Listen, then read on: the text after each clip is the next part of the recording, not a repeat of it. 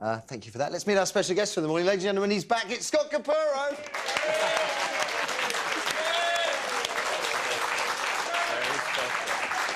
Now, Scott has been making audiences laugh on both sides of the pond for over a decade. Actually, you've been talking about your birthday on your website. I've been checking up on you. So it's well over a decade, isn't it? A long time. Yeah, about 15 years. Yeah. And you still divide your time between San Francisco and here? I'm here mostly, but I was just there for a few months. Yeah, it was nice.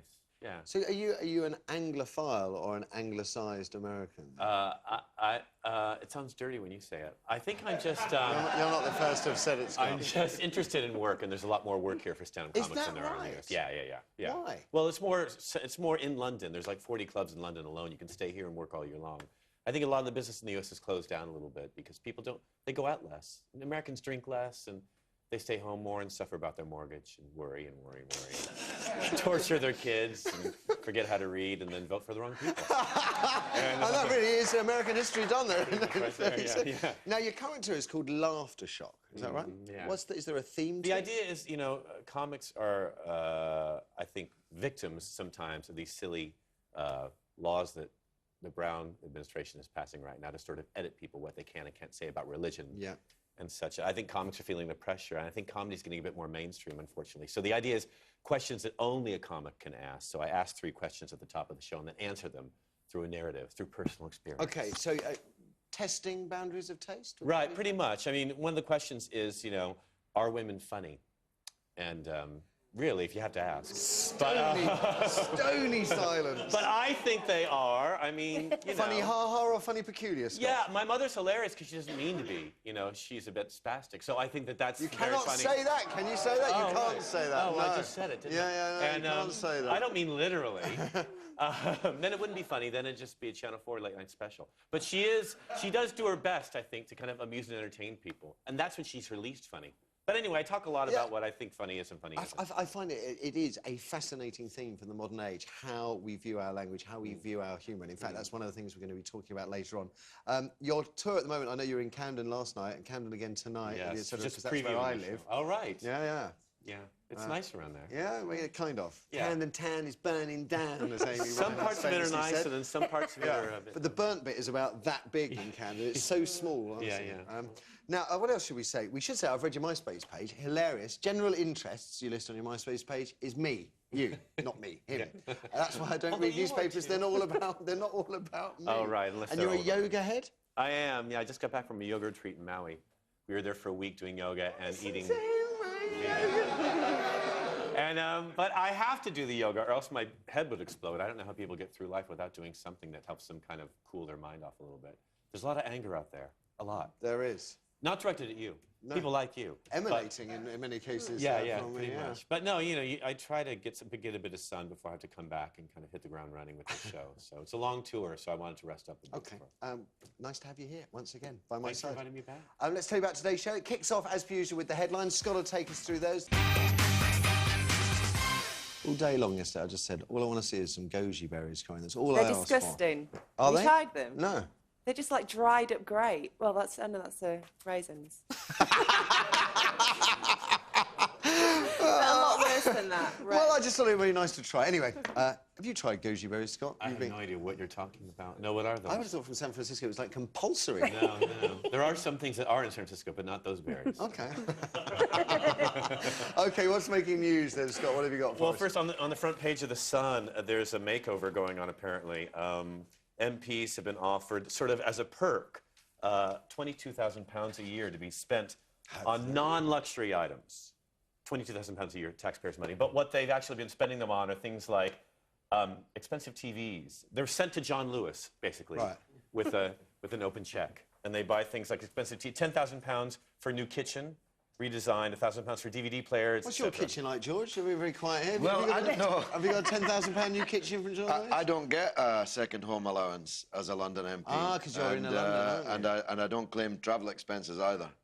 In fact, I don't claim any expenses except my own salary. But this is a very damaging story. You don't claim for a food allowance because you have a £400 a month food allowance you can claim. No, I don't claim food or drink or anything at all. Just my salary. But there are people out there that are getting tellies for their second homes in London. MPs are getting free tellies and kitchens. I'm astounded, and I've been 21 years a member of Parliament. I'm astounded that that's the case. But if you have a and if second I home- didn't know that, what about the public? But you want a TV in your second home, don't you? So you can watch you yell at them Buy about your spending own. their money, right? Buy your own. Like Well, the they rest of have us. bought their own. It's just Yeah, with our money, it's Scott. 22,000. How much did that shirt cost? I don't know. Not very much. I don't 80, think. I don't mean to point that out. But actually, no. I mean, it's You 22,000. don't like my shirt? No, it's pretty. You like it? Okay. It's pretty. It looks nice. Okay. It sets off your eyes really nicely. You think so? Yeah, I do. No, don't do that. You look creepy. No, but I think people should worry a bit. But I don't think £22,000 is that much. Do you know what? Really. The national average income in this country is £24,000. So MPs are getting a freebie to the tune of what some people are slaving all year for to spend on luxury Well, items. they should have done better in school then, I think. Nicely put. But things, I believe, things are going to change in terms of MPs' expenses. Is that right? I think they said that they're going to try to whittle them down. Alistair Darling's releasing a new budget that's going to hammer away at these costs, apparently. That's what he says. Okay. Although Alistair Downing with a hammer just... Is he vegan? He's the weakest politician ever. He can barely hold that briefcase up. He needs some more protein. I'd spend $22,000 a year on protein for him. Okay, what else have we got then, leaving aside MPs' expenses? There's been an intruder on the runway at Heathrow, a security scare. Carrying a bag, trying to get on? He was carrying a black bag, and he jumped over a fence and ran toward an airplane. I think he was just trying to disrupt the Queen's appearance there Of course, soon, you know. it's fifth terminal day. Well, isn't Yeah, it? it it brings is. things to a bit of a standstill, didn't it? Because apparently that fence is only 15 feet high, isn't it? Which is not to me, but scalable to some. Yeah. Well, apparently it was, because he made it over there, got very close to the plane. No explosives in the bag. I think he's just trying to say, look at me, I'm here. Okay. But it's the second time there's been an interloper at Heathrow. I guess 18 days ago, Greenpeace kind of swathed in and jumped onto a plane and put up a banner. How do they... When I go to Heathrow, I feel like I'm being strip searched the first minute I'm there. Of course, it's only because I It's know going the to be right even worse, people. because in Terminal 5 they're going to start... they're going to start fingerprinting you Yes. to move around the airport. They'll be in Terminal fingering 5. all over Heathrow 5. And it's weird to me. It's weird to me that this guy could just make it in there so easily, or that 5 Greenpeace people can, release this protest banner on the tail fin of an airplane. I don't know how they do it. Don't take it so personally. Don't worry I about it. want to It's not- go, it's not- though, let alone be noticed. They're on the front page of the whatever. Yeah, that's why they're doing it. Yeah. Because they get in the mail? Yeah. I know. Yeah. How can I do it? What do I have to do?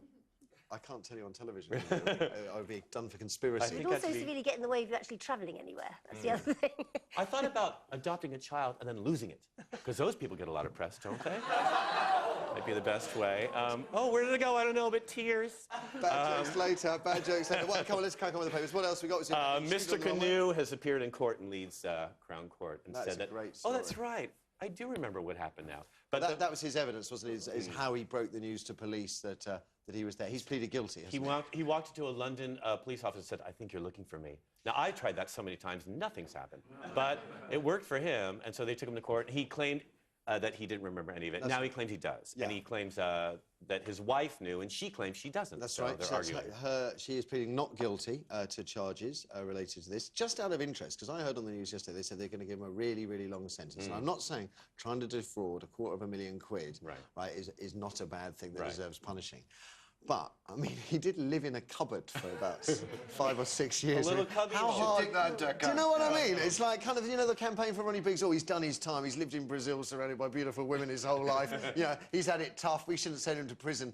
And then, this guy, you kind of think, well, he has provided amazing amounts of entertainment in a very difficult and boring winter. And I think that, we should go easy on him. It's like a sort of prisoner X factor, isn't Yeah, it? This yeah, is the most yeah. entertaining prisoner, let them out. Let them out, yeah. Give him another canoe, see how far he gets this time. Okay. And there's going to be a movie made, and I wonder how much money he'll make off Absolutely, of that. absolutely. The neighbours who bought the people that bought the old house, they're doing guided tours. This is the cupboard where he hid, allegedly. Cool. One more for you, Scott. A balloon was seen in the sky with a diamond. Apparently, it says it in the Sun on page 29. A man from East London put his 6,000-pound engagement ring into a helium balloon and then lost it. Oops. And was going to give it to his wife so she could pop it with a pin, and literally he could pop the question. Sweet. But the balloon floated away, and then he chased it in his car for 2 hours. And well. And now she. It's really tragic. It's tragic because it's really hard to get men to make those romantic gestures anyway. And now they're going to go, look what happens when you do. I think not worth trying. I think it's best they don't get married, because I don't want people that stupid reproducing. I really, Send him to Iraq, but don't let him get married. I see him as cannon fodder, nothing else. I mean, a 6,000-pound ring? Oh, wait, oh, went in the air. Oh, no, Mommy. There is, of course, a chance that the ring wasn't that valuable. And what a good cover story. Well, yeah. Yes. I just think, you know, I don't know. Scott. We're using the death penalty in America on the wrong people. When you have this happen, just send them to Texas. We know what to do with people like that. Whack them in the head. That's where my sister lives. Oh, right. Yeah. Yeah. Strange place. Okay, Jenny, what have you got for us?